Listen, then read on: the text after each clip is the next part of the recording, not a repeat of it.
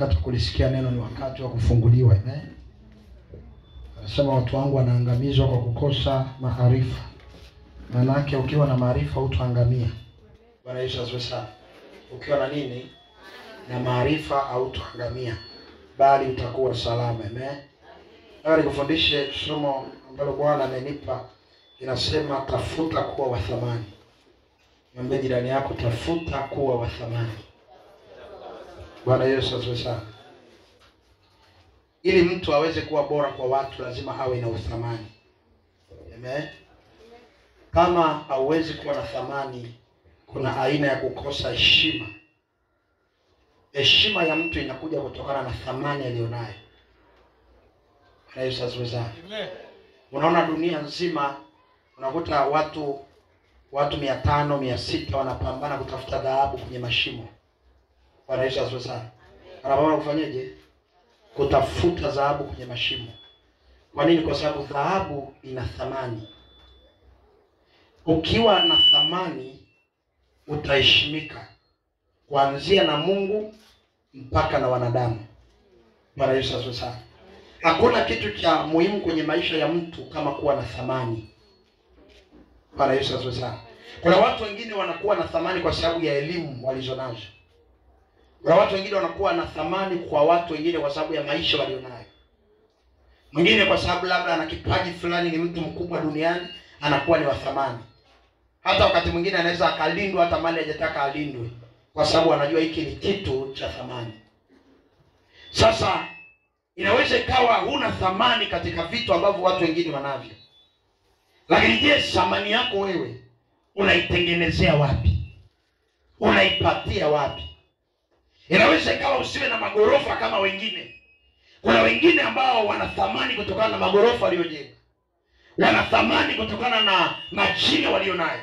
Wana thamani kutokana na uongozi walionao.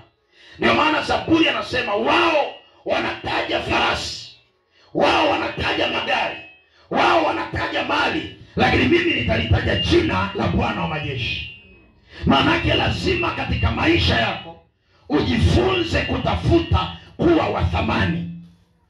Bwana Yesu asifiwe sana. Unapokuwa wa thamani, kuna faida ambazo zitaanza kuja kwenye maisha yako, kwa sababu tayari wewe ni wa thamani.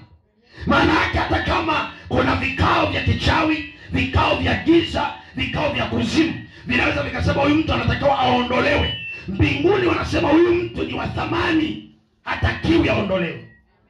Uthamani wako mbele za Mungu utakusaidia kuishi kama mfalme. Uthamani wako mbele za Mungu zitakusaidia utembee katika njia ambazo wengine hawezi tembea. Kwa sababu Mungu anapokuangalia anaiona thamani yake ndani yako. Bwana Yesu asifiwe sana. Kuna aina ya mambo ambayo unatakiwa uyajue au uyafanye ili uweze kuwa wa thamani. Kuna aina ya mambo lazima uyajue au uyafahamu ili uweze kuwa wa thamani. Thamani haiji hivi hivi. Thamani huwa inatengenezwa. Bwana Yesu asifiwe sana. Yaani thamani haiwezi kuja tu kibahati mbaya kwenye maisha ya mtu. Thamani huwa inatengenezwa. Bwana Yesu asifiwe sana. Fungua kitabu kile cha waraka wa kwanza wa Petro. Waraka wa kwanza wa Petro sura ya 4 mstari wake wa kwanza hadi wa 5.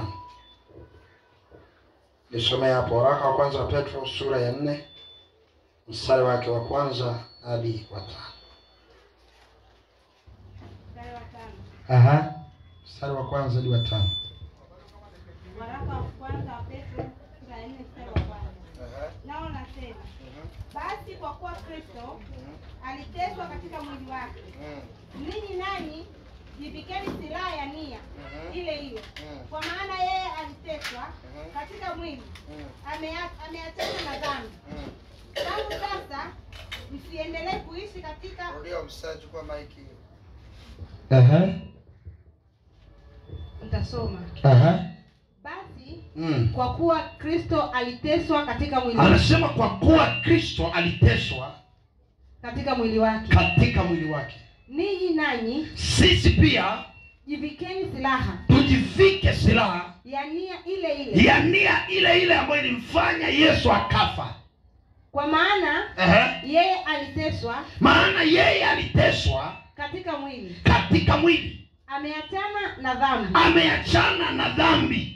Tangu sasa msiendelee kuishi, anasema tangu sasa msiendelee kuishi katika tamaa za wanadamu, katika tamaa za wanadamu, bali katika mapenzi ya Mungu, bali katika mapenzi ya Mungu.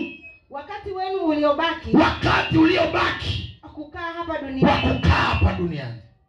Maana wakati wa maisha yetu uliopita watosha kwa kutenda mapenzi ya mataifa, kuenenda katika ufisadi, ndio, na tamaa na ulevi na karamu za ulafi na vileo na ibada za sanamu zisizokuwa za halali, mambo ambayo wao wanaona kuwa ni ajabu ya ninyi kutokwenda mbio pamoja nao, kutokwenda mbio pamoja nao. Wanashangaa kwa nini wakati mwingine wao wanakimbizana huku na kule kwenye kutafuta habari ya mambo ya dunia, lakini wanashangaa wewe haupambani kama wao.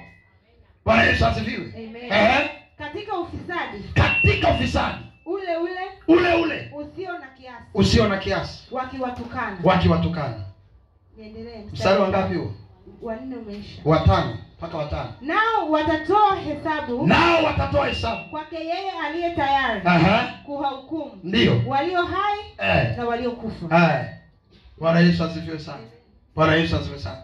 Kuna wakati ambao unapoamua kujivika nia ya Kristo kwenye maisha yako, ni wakati ambao watu wengine watabaki wanakushangaa. Wengine watazani kuwa umechanganyikiwa. Wengine wanaweza wakadhani kwamba wewe hauna maono. Kwa sababu wakati mwingine mtu anaweza kawa hata kwenye ajira ama ofisi. Watu wengine wanapanga mpango, wanasema tupige dili hapa, tugawane hela za rushwa. Alafu mtu mmoja ni mlokole yupo katika hiyo ofisi, anasema mimi katika hilo dili mimi sipo.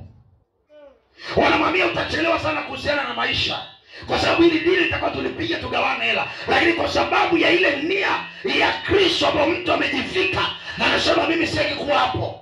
Lakini anasema hivi, katika ule wakati uliopita inatosha maisha tuliyoyaishi ya kutumikia tamaa za dunia, kutumikia dhambi, kutumikia ufisadi na mambo ya dunia hii. Maana hakuna mtu ambaye anaweza kaitengeneza thamani kama hajajivika nia ile ile. Yesu asifiwe sana. Amen. Yesu alipoacha enzi na mamlaka akaja duniani, maana yake ni kwamba alipoteza thamani yake. Alifanyaje? Bwana Yesu asifiwe sana. Amen. Yesu alipoteza thamani yake. Ndio maana ilifika mahali hata yule ambaye aliweza kumuumba kwa uwezo wake, ikafika mahali anaweza akamtia singi na yeye amenyamaza, kwa sababu hayupo kwenye level ya thamani. Wale ambao wanadamu Yesu alihusika kuwaumba, hao ndio wamerudi wanamvua nguo. Yesu ametulia kwa sababu thamani ilikuwa imepotea. Amina. Ilitakiwa atengeneze thamani kwa mara ya pili. Maana yake Yesu alipomaliza kazi ya msalaba, aliitengeneza thamani mara mbili ya ile alikuwa nayo mara ya kwanza. Ndio maana aliweza kuzivua enzi na mamlaka, akavua heshima, akavua uongozi, alafu akasema mimi naenda duniani. Maana yake nitakaposhinda kile ambacho nakiendea duniani, thamani yangu itakuwa mara mbili. Ndio maana nasema nimekabidhiwa vyote duniani na mbinguni, kwa sababu iko kazi aliyoimaliza. Ile kazi aliyoimaliza ikamfanya awe wa thamani. Hauwezi kuwa wa thamani kama hamna kazi uliyoifanya. Biblia inaanza kueleza moja ya kazi inaweza kukufanya ukawa wa thamani, ni kujivika nia ile ile ya Kristo. Ni kujivika mawazo yale yale ya Kristo, kujivika muono ule ule wa Kristo, kujivika tamanio lile lile la Kristo. Kuna mahali Paulo anasema ya kwamba ikiwa mmeokolewa, yatamanini yaliyo juu, yafikirini yaliyo juu, muyatazame yaliyo juu, maana huko ndiko aliko yeye aliyeshinda kifo na mauti. Hautaweza kutembea katika hali ya uthamani kama hautokubali kujivika nia ile ile ya Kristo. Bwana Yesu asifiwe sana. Kuna watu ambao wamejivika nia za kuua wengine, wanajivika nia za ulevi na vileo, wanajivika nia za uharibifu, lakini anasema kwamba ninyi mjivike nia ile ile ambayo Kristo alikuwa nayo. Maana mtu yeyote atakaye kuwa wa thamani mbele za Mungu ni lazima kwanza, namba moja, ajivike nia ya Kristo. Maisha yake yawe na nia ya Kristo. Kristo alilia nini? Kristo aliwaza nini? Kristo alitaka nini? Maana lazima ufike mahali ambapo na wewe utaweza kutembea katika nia ile ile ya Kristo. Utaweza kutembea katika wazo lile lile la Kristo. Biblia inasema yeye alidhihirishwa ili azivunje kazi za shetani. Halafu unakuta kuna mtu amejivika nia ya kujenga kazi za shetani. Yesu alidhihirishwa azivunje kazi za shetani. Halafu kuna mtu ambaye anaenda yeye anakuwa mjenzi wa kazi za shetani. Bwana Yesu asifiwe sana. Amen. Mhubiri mmoja akasema, walokole msio wajinga, kwani kuuza pombe kuna ubaya gani? Bwana Yesu asifiwe. Sasa kama mhubiri anaweza kaliambia watu kwamba kuuza pombe inaweza kuwa si tatizo, maana yake hata kuuza madawa kulevya sio tatizo. Na kama kuuza madawa sio tatizo, hata kuuza mwili sio tatizo. Kwa sababu unapoiuza pombe unawafanya watu waendelee kudidimia katika maovu na kuwafunga vifungo. Kuna watu ambao wanatamani waweze kufika mahali wanaacha pombe. Alafu wewe unainuka unasema kuuza pombe wala si shida. Manake kesho utatuambia atakuuza mwili si shida. Na kama kuuza mwili sio shida, atakuuza bangi sio shida. Neno la Mungu si la kuchakachuliwa. Neno la Mungu ni neno lililo halisi, ambalo likija kwenye maisha ya mtu linatakiwa lije katika uhalisia wake. Watu wengi wapo katika Mungu lakini hawana thamani mbele za Mungu. Amina.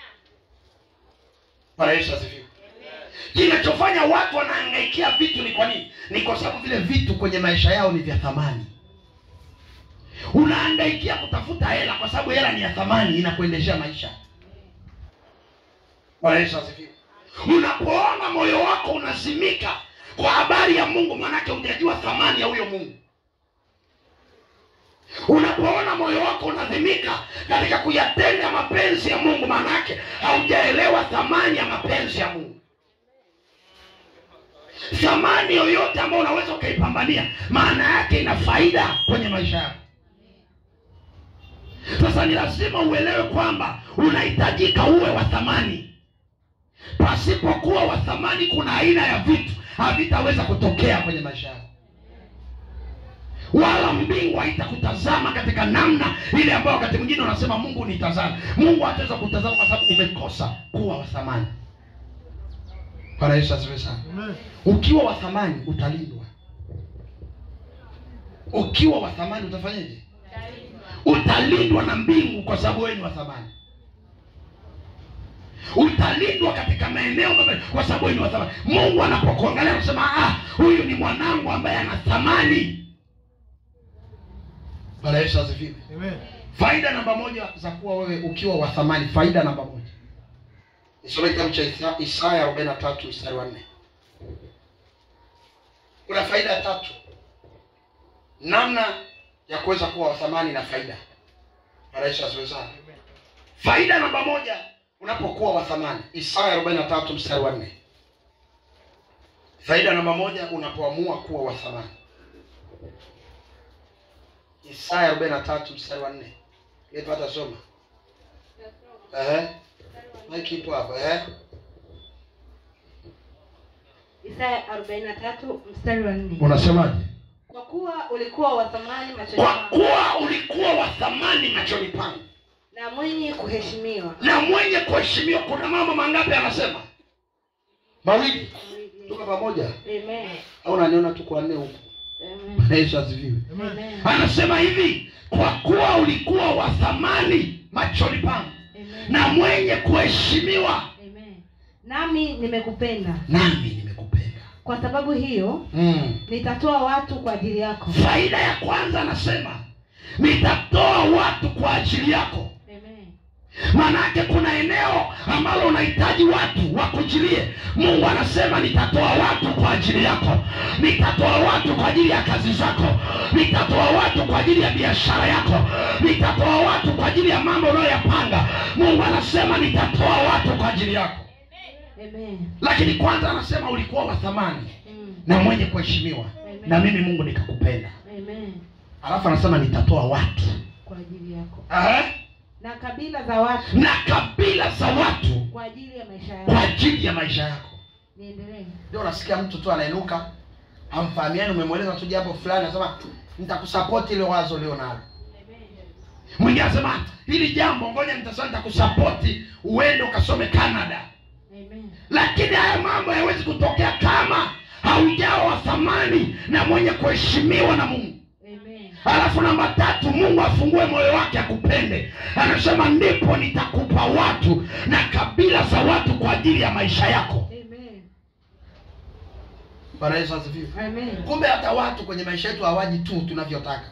Wanakuja kwa sababu Mungu amewaleta. Amina. Kuna aina ya watu unaweza kuwatafuta miaka na miaka usiwapate. Lakini endapo Mungu akasema nimekupenda, ninataka nikupe aina ya watu, hao watu watakuja bila kuhangaika. Utashangaa kuna aina ya watu wanatokea, wanasema tutakushika mkono, hii kesi lazima tutakusimamia na utashinda. Unawaambia shinda, wanasema sisi ni mawakili tuliosoma, ila tumejikuta tunakupenda tukusaidie, kwa sababu Mungu amekutolea watu. Yusufu alipoingia gerezani, kwa sababu Bwana alikuwa amempenda, Mungu akamtolea watu, akamuinulia watu katika gereza. Akajikuta Yusufu anakula, analala kwa raha, anaishi kwa raha, na bado amekuwa ni bwana jela, kwa sababu Mungu alikuwa amempenda. Kuna aina ya watu Mungu anaweza akawatoa. Kwanza tafuta kuwa wa thamani, alafu Mungu akuheshimu. Amen. Bwana Yesu asifiwe. Amen. Na Mungu hawezi kukuheshimu kama wewe umheshimu. Amen. Mungu hawezi kukuheshimu kama wewe umheshimu. Amen. Bwana Yesu asifiwe. Amen. Kama hujafika level ya kumheshimu Mungu, Mungu hawezi kukuheshimu. Utabaki kuheshimiwa na watu na heshima za hao watu zitakwisha. Bwana Yesu asifiwe. Hamani alipokuwa katika cheo katika nyumba ya mfalme Asuero, alikuwa anamuona Mordekai, akamwona Mordekai ni kajamaa cha kawaida, lakini hakujua Mordekai haheshimiwi na watu, lakini Mungu anamheshimu. Akazani kwamba Mordekai yupo, akainua vita, akasema Mordekai lazima nimuue. Hakujua Mordekai anaheshimiwa na Mungu aliumba mbingu na nchi. Wakati anapanga kumuua, Mungu alipindua ajenda yake, alipindua mawazo yake, akamwambia Mordekai, huyu ni mtu ninayemheshimu. Hakuna mtu anaweza shusha heshima yake, kwa sababu mimi Mungu nimemheshimu. Hamani alikuwa akiingia kwenye lango, anasema kwa nini Mordekai hainami? Mordekai akamwambia mimi uaga siwainamii wanadamu, ninamuinamia Mungu wa mbingu na nchi. Akawa anagazibika, kwa nini jamaa niheshimu? Alikuwa anatafuta heshima ya wanadamu, lakini Mordekai alitafuta heshima kwa Mungu. Bwana Yesu asifiwe. Kuna watu wengine kazini ni bosi, anahangaika kutafuta heshima kwa watu. Anayeweza kupa heshima watu wakakuheshimu, wala sio kwa wewe, ni vile Mungu atakuheshimu kwanza. Mungu atawafanya watu wakuheshimu, watake wasitake. Amina. Bwana Yesu asifiwe sana. Anasema kwa sababu ulikuwa wa thamani machoni pangu, alafu ni ukao wa kuheshimiwa, mimi Mungu nikakupenda. Nikafanyeje? Alafu nitatoa watu kwa ajili yako na kabila za watu kwa ajili ya maisha yako. Hizi kabila za watu wasiji kudili na wewe kukuangalia, zinakuja kudili na maisha yako. Na nataka nikwambie, kila mtu unayemuona, kuna aina ya watu Mungu amewaandaa kwa ajili yake. Kuna mahali unaweza kuona unakwama, kuna mahali unaweza kuona uelewi, lakini kuna aina ya watu Mungu amewaandaa.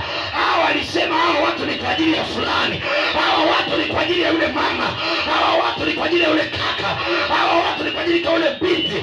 Lakini mara nyingi watu hawatokei kwa sababu hatujui namna ya kumfanya Mungu atuheshimu. Hatujui namna ya kuwa wa thamani, hatujui namna ya kumpendezesha Mungu atupende. Kila mtu unayemwona ana watu. Amina.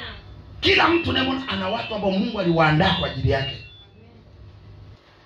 Na kama utatafuta kuwa wa thamani machoni pa Mungu, utatafuta kuheshimiwa na Mungu, utatafuta kupendwa na Mungu, nataka nikwambia hao watu watajitokeza kwenye maisha yako.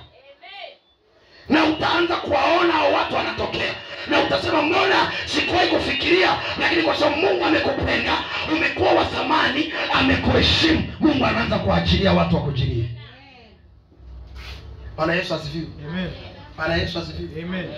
Kuna aina ya watu wako mahali wamekaa, wanasema tunasubiri, wanasema tunamtafuta mtu fulani. Bwana Yesu asifiwe.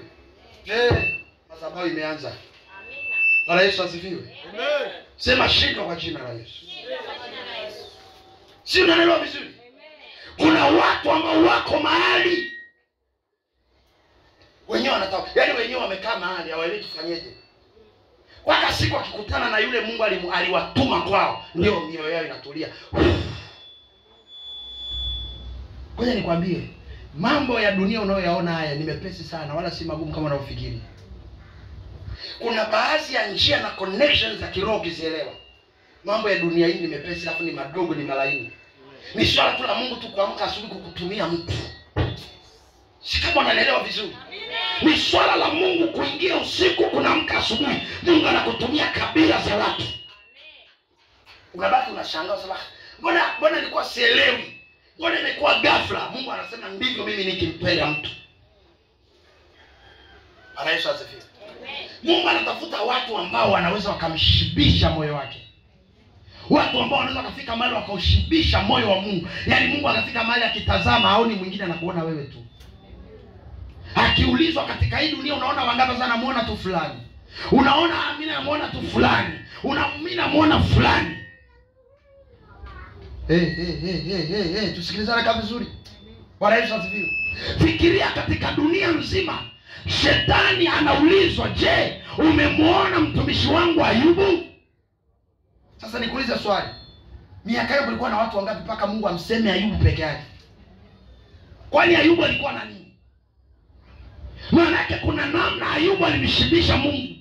Kuna namna Ayubu alimpendeza Mungu. Mpaka Mungu anamwambia sikia, yaani mpaka unaongelewa na Shetani, unaongelewa na Mungu, wewe sio mtu wa kawaida. Ukiona unafika wewe unaongelewa hata na wachawi wa mtaa, wewe sio mtu wa kawaida. Yeye anafika mahali unawafanya wachawi na kaa kikao kwa ajili yako, maana yake wewe sio wa kawaida. Mungu anamwambia Shetani, umemuona mtumishi wangu Ayubu? Kwa kuwa moyo wangu wapendezwa naye, kila ninapomwangalia Ayubu ninaona utukufu wangu kwake. Ayubu alipomshibisha Mungu moyo wake, Mungu akashiba kwa Ayubu. Biblia inasema Mungu akambariki Ayubu, akaweka ulinzi kila mahali. Yesu asifiwe. Hata alipomwambia kwamba wewe Ayubu hakupendi tu kwa sababu anakupenda, ni kwa sababu umemzingira kwa wigo wa wema na fadhili na baraka soko za kawaida. Hebu tukaguse mali tuone Ayubu kama hatakuacha. Kuna level unataka kumshibishe Mungu kiasi kwamba hata mali yako ikiguswa, wewe bado unasema mali iende, niko na Mungu. Sikufundishi kuwa maskini, na kufundisha kumshibisha Mungu. Hello? Ukishindwa kufungua ufahamu wako na kuelewa kwamba Mungu ni zaidi ya manyumba, Mungu ni zaidi ya magari, Mungu ni zaidi ya biashara, Mungu ni zaidi ya maisha mazuri, never hutaweza kumiliki hivyo vitu. Ili uweze kumiliki vitu kwenye dunia na uweze kuwa mtu mwenye nguvu kwenye dunia, lazima ujifunze kitu kinaitwa Mungu ni zaidi ya vyote. Bwana Yesu asifiwe. Amen. Anamwambia, umemuona mtumishi wangu Ayubu? Ayubu ametulia zake tu nyumbani, anakunywa juisi na mke wake anaangalia na video na watoto, hajui kinacho. Kumbe mbinguni kuna kikao kinaendelea kwa ajili yake. Shetani akasema, nipe nafasi nikanguse, alafu tuone kama hatukukufu. Biblia inasema alipoguswa bado Ayubu alisimama kumwamini Mungu. Hello. Alafu fikiria, Ayubu alikuwa na marafiki zake wengine watatu. Kina Elifaza Mtemani, kina nani, walikuwa nao wameokoka na wanamjua Mungu kama Ayubu. Lakini Mungu alimtazama Ayubu. Na ilifika mahali marafiki zake wanaomba, Mungu akawaambia, maombi yenu hayatajibiwa. kwa kuwa mlimnena vibaya mtumishi wangu Ayubu. Yaani pamoja Ayubu ana vidonda, pamoja Ayubu ameshuka kimaisha, lakini bado Mungu anasema niko mtumishi wangu anaitwa Ayubu, ninyi mlimnena vibaya, inabidi muende mkatubu, akiwasamehe yeye na akiwaombea, ndipo maombi yenu yatajibiwa. Tafuta kuwa wa thamani. Rudia hapo, labda hawajaelewa mstari wa 4, rudia msalaba hawajasikia. Nao nasema kwa kuwa ulikuwa wa thamani. Kwa kuwa ulikuwa wa thamani machoni pangu. Kwa kuwa ulikuwa nini? Wa thamani machoni pa nani? Pa Mungu. Pangu na mwenye kuheshimiwa. Na mwenye kuheshimiwa. Nami nimekupenda. Na mimi nimekupenda. Kwa sababu hiyo. Kwa sababu hiyo. Nitatoa watu kwa ajili yako. Kwa sababu hiyo. Narudia tena, kwa sababu hiyo. Kwa sababu hiyo. Ya kuwa wa thamani. Yes. Kuheshimiwa na kupendwa. Anasema nitatoa watu. Kwa ajili yako. Kwa ajili yako. Na kabila za watu. Na kabila za watu. Kwa ajili ya maisha yako. Ndio utashangaa unaenda kwenye biashara, Mungu anakuletea wateja. Amen. Unaanza kitu fulani, Mungu anakuletea watu. Amen. Sasa tunakusupport. Umeanza biashara ya vitenge, tunakusupport. Yes. Bwana Yesu asifiwe. Amen. Kuna wakati mwingine kuna mambo yanayohusiana na maisha yako wewe. Unashangaa Mungu anainua mtu. Anasema hatutakubali waibike. Tutasimama na wewe. Yes. Kwa nini? Kwa sababu tayari umekuwa wa thamani na mwenye kuheshimiwa. Kuwa wa thamani ni kitu cha muhimu kwenye maisha yako. Usitamani kuwa wa thamani kwa watu, tamani kuwa wa thamani kwanza mbele za Mungu. Alafu tamani Mungu akuheshimu. Tamani Mungu akupende. Bwana Yesu asifiwe. Amen. Na ili uweze kuwa wa thamani lazima uweze kuwa ukubali kumsikia Mungu. Ukubali kufanyaje? Lazima ukubali kumsikia Mungu na kumtii yeye. Ukubali kuongozwa na yeye. Ukubali kuonywa na yeye. Ukubali kukemewa na yeye. Ukubali kuambiwa na yeye. Ukubali kujifunza kwake yeye. Bwana Yesu asifiwe. Ukubali kuwa na ushirika na yeye na urafiki na yeye. Kuwa wa thamani ni mchakato kati ya mtu na Mungu. Bwana Yesu asifiwe. Unafikia hata kwenye familia bali watoto wote unaona baba wote unavyothamini ndio wote wanathamini hivyo. Kuna mmoja tu anatokea gani moyo wako tu kindani ndani unakuwa unaongea ndani ndani unafanya chuku. Ndivyo hata Mungu alivyo. Kweli Ayubu alikuwa ni mtumishi na wengine walikuwa ni watumishi, lakini moyo wa Mungu ulizama kwa Ayubu. Mungu anakaa muda wote ni Ayubu. Lazima utamani kuwa wa thamani. Mungu atatoa watu kwa ajili yako. Na kabila za watu kwa ajili ya maisha yako. Wewe unapoendelea vizuri na Mungu, unapoendelea vizuri na kukaa na Mungu na kumsikia Mungu na kutamani kupokea vitu kwa Mungu na kujifunza kwa Mungu, kadri siku zinavyoenda Mungu anazidi kukupenda. Mungu anazidi kukupa thamani. Mungu anazidi kukuheshimu. Inafika mahali Mungu anasema sasa huyu amekomaa. Huyu anafaa afunguliwe malango ya watu kwa ajili yake. Amen. Na kabila za watu kwa ajili ya maisha yake. Amen. Bwana Yesu asifiwe. Amen. Kuna watu wanaendelea. Amen. Jambo la pili linaweza kufanya uwe wa thamani. Jambo la ngapi? Linaweza kufanya uwe wa thamani. Huwezi kuwa wa thamani kama hujaweza kushinda majaribu. Nisome kitabu cha waraka wa kwanza wa Petro, sura ya kwanza mstari wa 6 hadi wa 7. Waraka wa kwanza wa Petro, sura ya kwanza mstari wa 6 hadi wa 7. Waraka wa kwanza wa Petro, sura ya kwanza mstari wa 6 hadi wa 7. Somo unasemaje? Waraka wa kwanza wa Petro 1 mstari wa 6 hadi wa 7.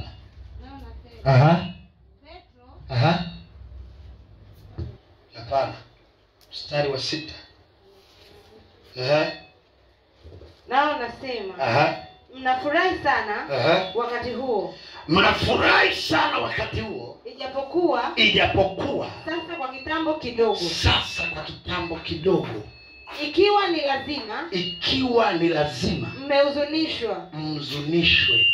kwa majaribu ya namna mbalimbali, ili kwamba kujaribiwa kwa imani yenu, ambayo ina thamani kuu kuliko dhahabu ipoteayo, inaweza kupotea.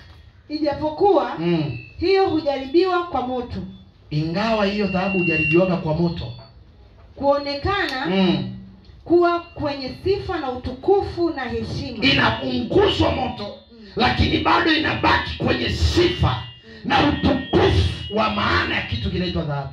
Amen. Katika kufunuliwa kwake Yesu Kristo. Amen. Bwana Yesu asifiwe. Bwana Yesu asifiwe.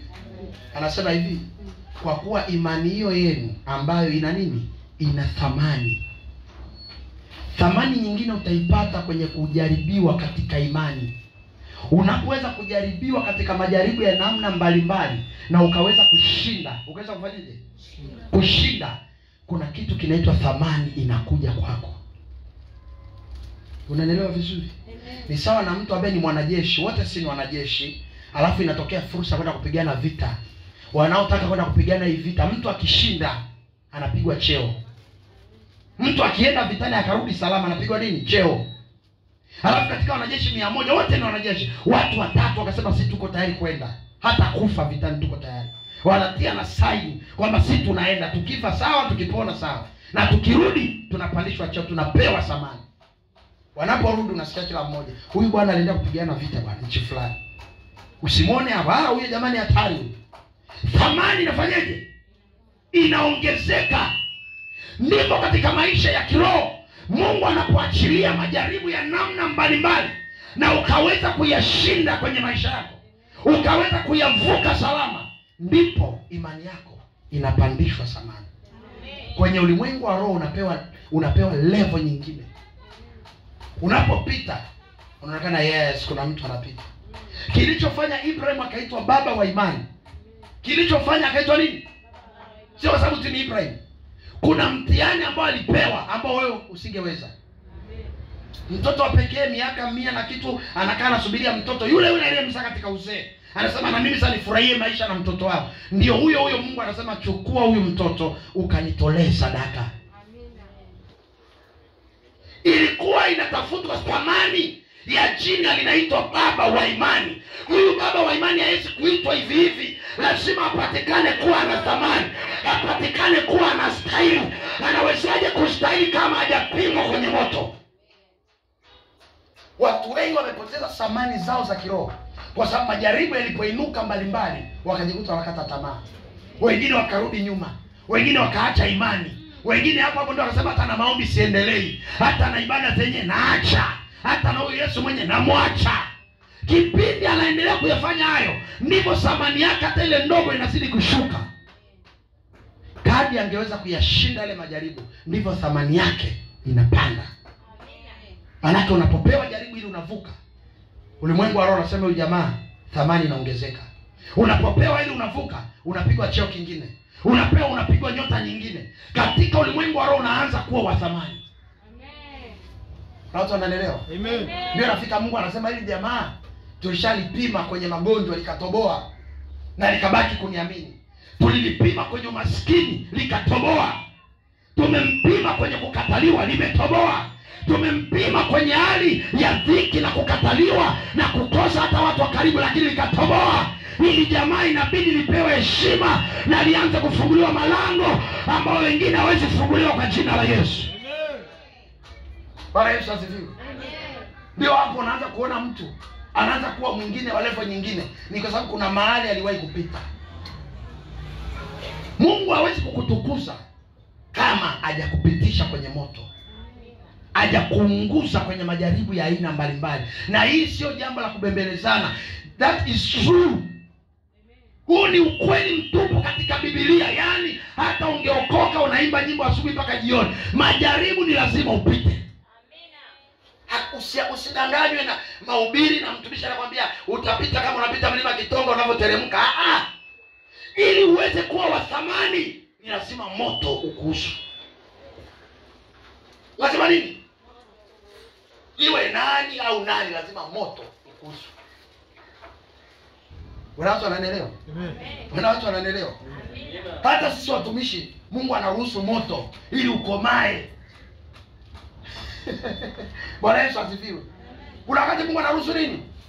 Ili ukomae, usiyumbishwe. Kuna wakati kama Mungu hajakupitisha kwenye moto unaweza ukayumbishwa.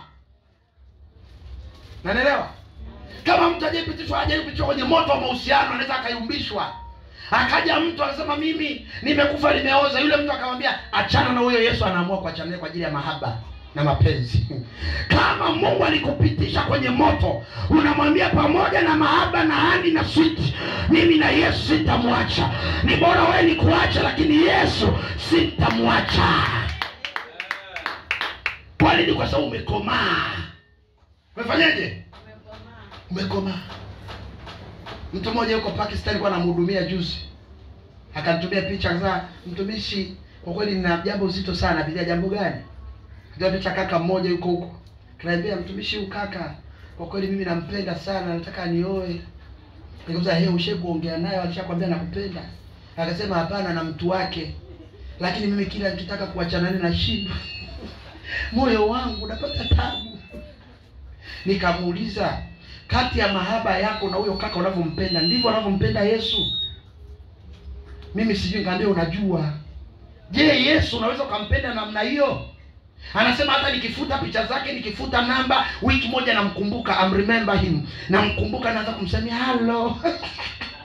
Nikamuuliza, je, ikipita masaa 4 hujasoma neno ndivyo moyo wako unaugua? Ikipita wiki hujaomba ndivyo moyo wako unaugua?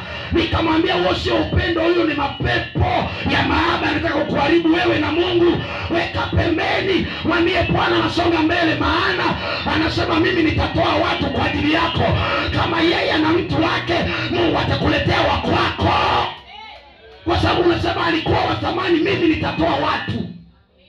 Sasa mtu ashakwambia mimi na mtu wangu, mtu anakuta amenang'ana. Eti akamwambia, mtumishi, mimi naomba uniombee, nashindwa kabisa. Nikamwambia hapana, Mungu anasema atatoa watu kwa ajili yako. Kama unamuona yeye hajawa kwa ajili yako, yupo ambaye ni kwa ajili yako. Tatizo ni kwamba tujanyenyekea kwa Mungu atupe watu kwa ajili yetu. Watu kwenye biashara, watu kwenye maisha, watu kwenye kila eneo kuna aina ya watu Mungu anawaandaa kwa ajili yako. Bwana Yesu asifiwe. Amina. Bwana Yesu asifiwe. Nikaongea naye, nikamwambia lazima uamue kusimama. Na ni mtumishi yuko katika kanisa huko fulani huko. Ndio anasema, mtumishi, kwa kweli nitajaribu, I'm try that. Kwa kweli siwezi. Nikamwambia itakuwa na pepo. Inabidi uweze. Ufanyaje? Kwa sababu kuendelea katika hilo ni janga la kukuangamiza wewe kiroho na kimwili. Bwana Yesu asifiwe sana. Utashindwa kufocus na maisha yako, unabaki kumtazama mtu ambaye hakutazami. Ni sawa na kuweka tegemeo kwa mtu asiye na uwezo wa kukusaidia chochote. Unaweka tegemeo sababu huyu atanisaidia, alafu mwenyewe hana uwezo wa kukusaidia. Tunaweka tegemeo kwa yule anaweza tusaidia. Tunajua Mungu anaweza tusaidia. Tunajua Mungu anaweza tuvusha. Ndio tunaweka tegemeo hapo katika jina la Yesu. Ndio tunaweka mioyo yetu hapo kwa jina la Yesu. Ndio tunaweka tumaini letu hapo. Ndio tunaweka fedha zetu hapo. Ndio maana nasema wekeni hazina zenu mbinguni, mahali ambapo wezi wala kutu haiwezi chukua. Hatuhitaji vitu kwa watu. Nasema hata tu niwekeze. Unajua ndio hivyo, ngoja tu niwekeze. Unawekeza kwa mtu ambaye anaweza badilika. Tunawekezaga kwa Mungu mahali ambapo kutu wala wezi hawaibi. Unawekeza moyo kwa mtu. Ndio maana inapotokea shida unaanza kukata tamaa, unataka kujiua. Kwa nini? Kwa sababu hukuwekeza moyo kwa Mungu. Bwana Yesu asifiwe. Hatuwekezi moyo kwenye mali, hatuwekezi mioyo kwenye fedha, tunawekeza moyo kwa Mungu. Hata siku hiyo nyumba inaweza ikapitwa na mafuriko vuu. Wewe kwa sababu moyo wako uliweka kwa Mungu, unabaki imara. Unasema nitajenga nyingine. Ndio hapo nasikia mtu nyumba inaanguka, watetemeka au mafuriko, mtu anaenda ana paralyze au pressure kupanda. Nini? Nyumba nilijenga milioni 300, mama yangu roho inataka kumtoka. Kwa sababu aliwekeza moyo kwenye vitu. Bwana Yesu asifiwe. Mungu anasema nitatoa watu kwa ajili yako na kabila za watu kwa ajili ya maisha yako. Namba 2, ili uweze kupandisha thamani yako kiroho, lazima ukubali kuyashinda majaribu ya kila namna. Na kama ukijua mimi hizi mafundisho ya kukubembeleza, kupaka mafuta na kufundisha mafundisho ambayo ndio halisi. Moto ni lazima kama umemwamini Yesu na unasema naenda na Yesu, lazima moto ukutane nao. Ndio uwe wa thamani, ndio uitwe kwamba sasa huyu ni giant wa kiroho. Lazima moto ukutane nao. Yesu mwenyewe hakuweza kuipata thamani ya msalaba kama kupita kwenye moto. Mpaka anafika mbali mwanaume analia machozi ya damu. Usiku wa manane amekaa mwenyewe, anajiona kama mkiwa. Kila akiwaamsha wanafunzi wanamkataa, wanajifanya wamelala. Anafika mahali anajiona ndani imetengwa. Mtu analia mwenyewe, mtu mzima miaka 30 analia kwa machozi ya damu. Maana yake alifika mahali kipimo kilikuwa kizito. Kila akiangalia anaona sioni kutoboa, lakini mbele ya lile jambo kulikuwa na thamani. Mbele ya msalaba kulikuwa na thamani. Baada ya kushinda, thamani ilipopanda, ndio anarudi kwa wanafunzi, anacheka, anasema nimekabidhiwa vyote mbinguni na duniani, ninayo mamlaka, na yote nimpaye hiyo mamlaka lazima atatembea kama mimi. Wanafunzi wakawa wanashangilia, lakini kuna mahali kwanza alilia, kuna mahali aliteseka, kuna mahali alipita. Usipokubali kuyashinda majaribu, hakika yake maisha yako yote hayatakuwa na thamani. Amina. Utakuwa ni mtu wa kawaida. Ukiyakimbia majaribu, umekimbia thamani yako. Watu wanadhani kwamba kukimbia mambo yanayotaka kuwapata ndio kuepuka, kwamba ndio usalama. Sio usalama. Usalama wa maisha ya kiroho ni kuyakabili mambo ambayo Mungu anaruhusu yaje. Amen. Wala si kuyakimbia. Linapokuja unataka uliambie, mimi niko tayari na kusubiria hapa.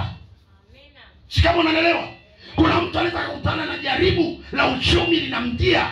Anapita kwenye kiwango ambacho anasema da, mimi naishi nimelogwa. Sio umelogwa. Kuna wakati mwingine Mungu anaruhusu moto ili wewe uvuke, ili siku ukishika fedha unawaambia watu, niliwahi pita, niliwahi lala njaa, niliwahi kosa hela, niliwahi dharauika, lakini leo Bwana ameniinua katika jina la Yesu. Kuna level Mungu anaweza karuhusu ukapita na maombi yako na mifungo yako, bado Mungu amenyamaza. Ayubu anajikuna vidonda kwenye jalala. Vidonda, sio Ayubu yule. Anamuita Bwana, Bwana Mungu nikumbuke. Mungu ametulia mbinguni anamwangalia. Azatulia kipimo kiishe. Mke anakuja anambia Ayubu, kufuru ufe mme wangu, maana unajua mambo kama ni Mungu gani anatupa mabaya situpe mema. Ayubu akamwambia hapana, yule Mungu atupae mema ndio anaweza kutupa hata mabaya. Sio kama Mungu atakuhurumia kwa sababu kwenye vidonda. Eti Mungu ahurumii kwenye wakati. Kama ni majira ya kupita, lazima Mungu akuache upite. Amina. Hivi unanielewa Kiswahili chote? Na kama hivi Mungu anaga huruma kama za wanadamu. Amen. Huruma ya mwanadamu inaweza kukuondoa kwenye utukufu wa Mungu. Amen.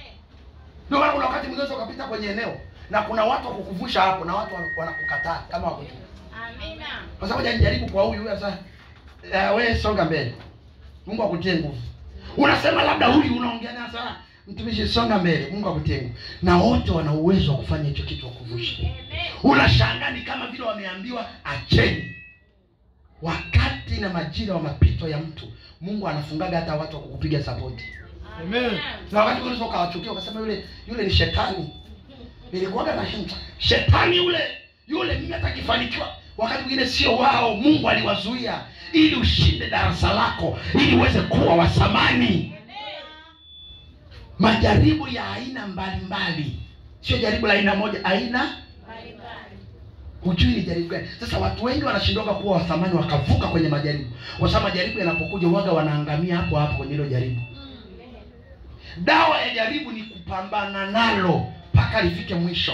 Likifika mwisho, Mungu akasema sasa inatosha, imekwisha. Nimeona moyo wako. Hapo ndio unashangaa nuru na mapambazuko yasiyokuwa ya kawaida yanaanza kutokea. Amina. Niliwapa story moja ya kijana mmoja aliyekuja hapa miaka hiyo naanza huduma hapa. Alikuja hapa ananiomba mtumishi saidie tu buku.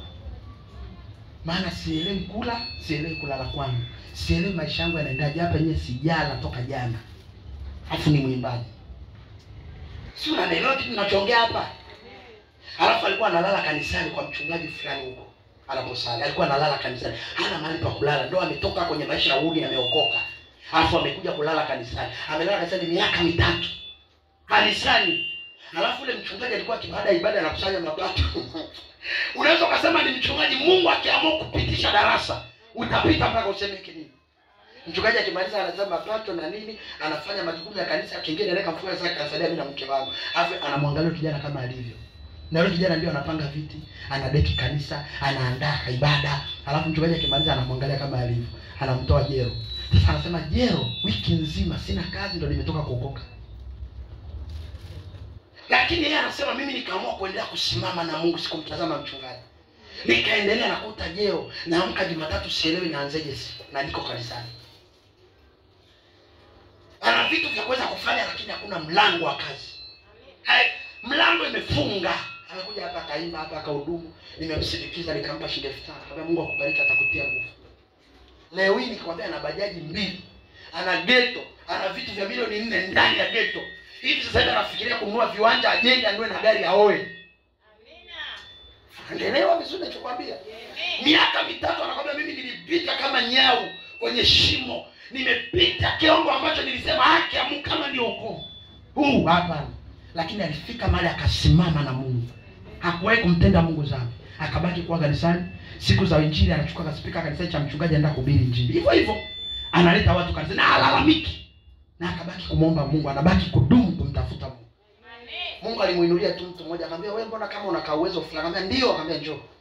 Amchomeka sehemu ya ajira ambayo ni hela tu inateremka hivi. Yaani ukifanyia mtu kazi anakupa tu ile asante 50. Kwa siku anahudumia zaidi ya watu 10-15. Asante ngapi zinaingia? Sio zurushwa, asante kwa kitengo alichopo. Mtu tu anafanywa kazi chapu inaenda sasa. Bwana asante bwana kijana wangu chukua 30. Bado mshahara. Sikiliza. Bila kukubaliana kupita kwenye majaribu ya kiroho, kupita kwenye madarasa ya kiroho, hautaweza kuwa bora kwenye maisha ya kiroho. Amen. Ukiwa mvivu wa kiroho kutaka kuyakimbia madarasa ya Mungu, never utakuwa mtu mwenye neema. Kila kitu Mungu anacholeta unakikimbia. Mungu akileta darasa la kwa uombe, anataka kutengenezwa na kimbia. Mungu sasa endelea kukimbia. Unajua na kuku unataka kumchinja asubuhi. Kila ukimfuata na unafika masabafu sawa. Ila kusubia bandani. Hiyo wewe unakaa tu pale bandani mlangoni. Unafungua mlango, akiingia tu unafungwa unatumbukia. Unakamwambia njoo hapa, ulinikimbia asubuhi. Ndio Mungu anafanyaga hivyo. Ukikimbia mahali anataka upite, ukawa unakimbia, Mungu anakuwekea mahali anakusubiria. Alafu ukiingia kwenye kwa kachumba utoki. Unaanza kusema, mbona hapa sielewi? Kwa sababu ulikimbia. Ni bora ukubaliane na wakati wa Mungu. Halo? Na ili ujue kama ni kipimo cha Mungu wala sio shetani. Kipo hivi. Unakuta unapita mahali lakini Mungu hakuachi. Unashangaa tu, yaani unakuta kama ni hela inakata lakini kula unakula. Amina. Yaani utazunguka lakini hela hakula unapata. Amen. Lakini kuna kiwango unafika sasa, mbona sielewi, lakini unashangaa tu unalala. Kodi wale fika mahali mara kodi imetokea popo unalipa. Lakini unashangaa hela zinakata. Kumbe ni kiwango Mungu anakupima. Sasa wewe unaanza matusi, unaanza kulaumu maombi, unalaumu watumishi, unasema mimi sielewi. Sio shetani, kiwango Mungu anataka kufundisha. Tulia, muombe Mungu, endelea kumtazama Mungu. Pambana. Ukivuka hapo wewe ni wa thamani. Mungu anaanza kukuinulia watu. Anaanza kuinua kabila za watu kwa ajili ya maisha yako. Jambo la 3.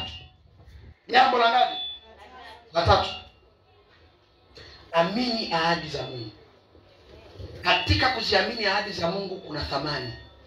Yaani vile tukiomba tunafika mbele unaamini ahadi za nani? Unapewa thamani katika ulimwengu wa roho. Nisome kitabu kile cha waraka wa Petro wa pili, sura ya 1 mstari wa 4. Petro wa pili 1 mstari wa 4. Waraka wa pili wa Petro, sura ya 1 mstari wa 4.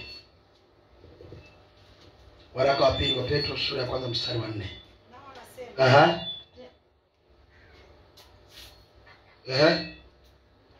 Tena kwa hayo ametukirimia ahadi kubwa. Tena kwa hayo ametukirimia ahadi kubwa mno za thamani.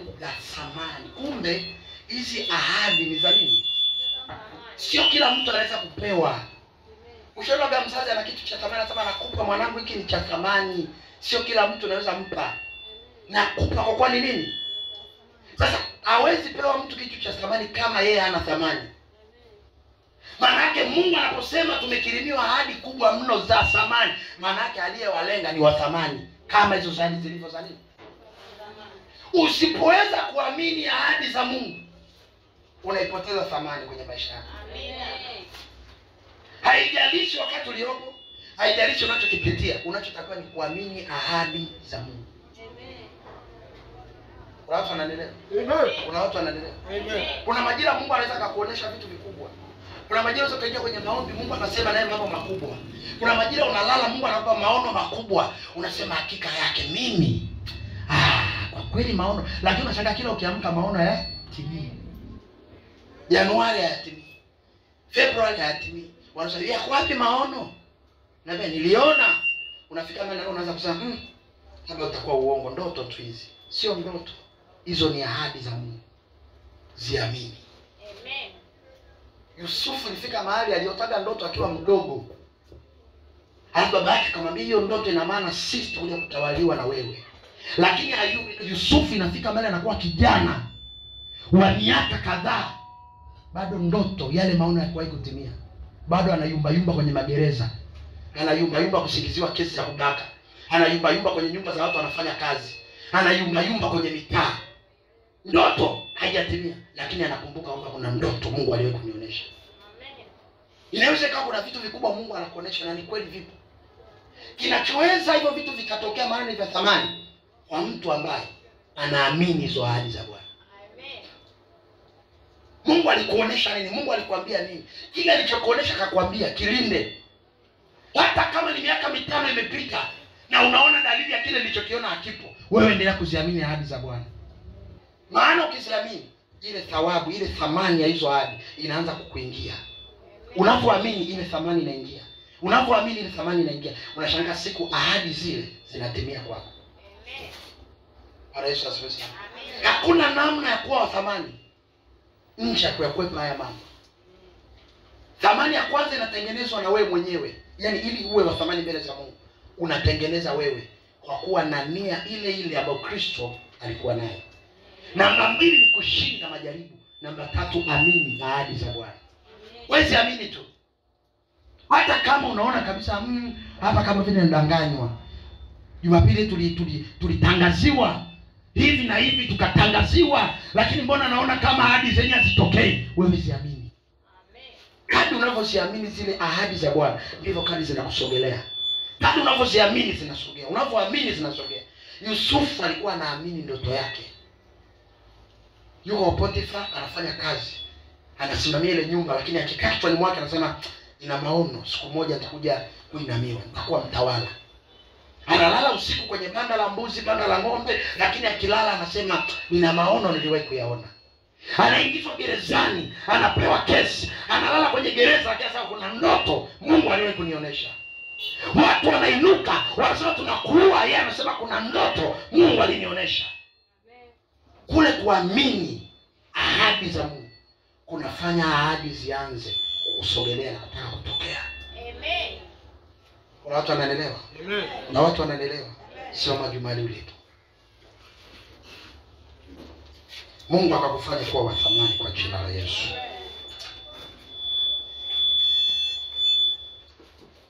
Shika sana haya mambo.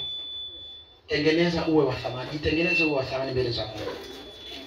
Kama watu wanaweza kujitengeneza wakasema nataka niende Kariakoo leo. Hawezi kwenda Kariakoo jana wa uso na matongotongo, si ndio?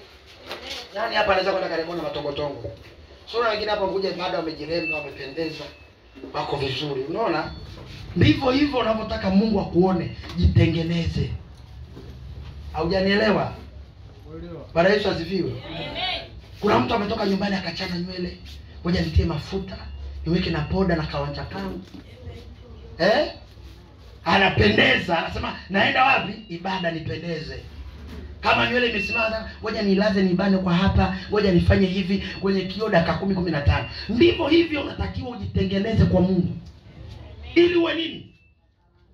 Sasa Sasa ukija hapa na matongozo kila mtu atakushangaa una vipi katokea wapi? Sasa ndivyo hivyo ukienda kwa Mungu jinsi ulivyo tu, hautaki kuwa na nia ya Kristo, maana yake Mungu anabaki anakushangaa.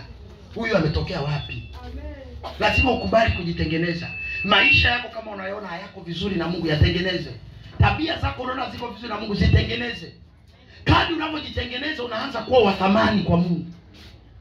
Na ukiwa wa thamani, baraka ya kwanza nimekwambia, Mungu anatoa watu.